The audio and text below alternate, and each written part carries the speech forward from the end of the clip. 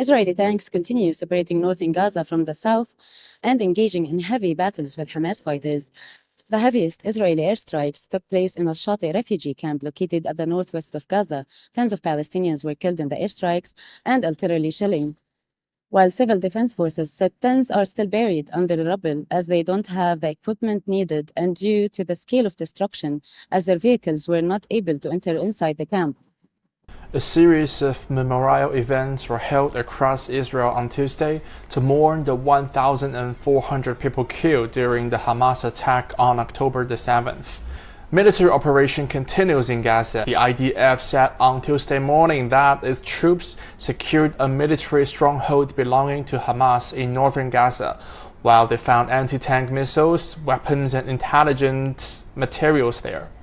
It also located a group of Hamas militants in a building near a hospital in Gaza and launched airstrikes to this building. In an interview with U.S. media outlet ABC, Israeli Prime Minister Benjamin Netanyahu suggested that some tactical pauses are possible in order to enable humanitarian goods to come in or individual hostages to leave the Gaza Strip.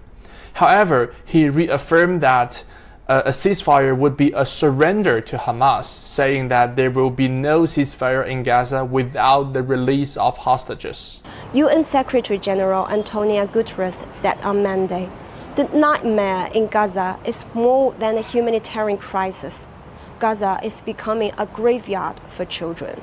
UN High Commissioner for Human Rights Volker Turk began on Tuesday a 5-day visit to the Middle East to engage with government officials on the human rights violations taking place amid Israel's escalation in Gaza.